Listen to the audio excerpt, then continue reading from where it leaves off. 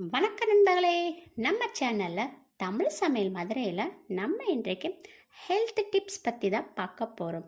அதுக்கு முன்னாடி நம்ம சேனலுக்கு நீங்கள் புதுசுனா ஃபஸ்ட்டு சப்ஸ்கிரைப் பண்ணுங்க. அப்படியே பக்கத்தில் உள்ள பெல் கானையும் மறக்காமல் கிளிக் பண்ணுங்க. அப்போ தான் நான் அப்லோட் பண்ண வீடியோ உடனுக்குடன் உங்களுக்கு வந்து சேரும். நம்ம இன்றைக்கு கிச்சிலி சம்பா அரிசியின் அற்புத பயன்கள் பற்றி தான் பார்க்க போகிறோம்.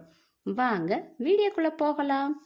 கிச்சிலி சம்பா அரிசி சன ரகமாகவும் சாப்பிட சுவையாகவும் பெரும்பாலான மக்கள் விரும்பி சாப்பிடுகிற ரகமாகவும் கிச்சிலி சம்பா உள்ளது. கிச்சிலி சம்பா அரிசியை தொடர்ந்து பயன்படுத்துவதன் மூலம் நோய் எதிர்ப்பு சக்தி அதிகரிக்கும்.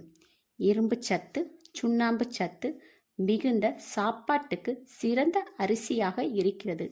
செரிமானம் மெதுவாக நடப்பதால் பசி எடுப்பதும் தாமதமாகும்.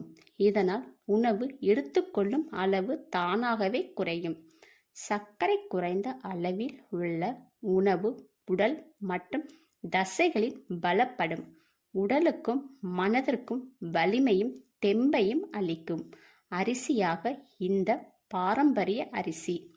பட்டை தீட்டாத இந்த கிச்சிலி சம்பா அரிசி வைட்டமின், நார்ச்சத்து, தாது உப்புக்கள் மற்றும் சிறிய அளவில் புரதச்சத்து இருக்கும். நிறைய சத்துக்கள் கிச்சிலி சம்பா அரிசியில் இருக்கும். குழந்தைகள் முதல் பெரியவர்கள் வரை இந்த அரிசியை எடுத்துக்கொள்ளலாம். இதில் அயன், கால்சியம் இருக்கும். இது குழந்தைகளுக்கும் கொடுக்கலாம். கிச்சிலி சம்பா அரிசி 3 வேளையும் சாப்பிடலாம்.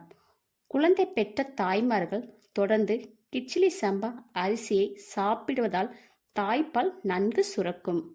கிச்சிலி சம்பா அரிசியில் என்னென்ன ரெசிபிகள் பண்ணலாம்? பிரியாணி, கஞ்சி, இட்லி, தோசை, புட்டு, சாதம். மேலும் இது போன்ற ஹெல்த் டிப்ஸ் தெரிந்து கொள்ள நம்ம சேனலுக்கு சப்போர்ட் பண்ணுங்க. மறக்காம லைக் அண்ட் ஷேர் பண்ணுங்க.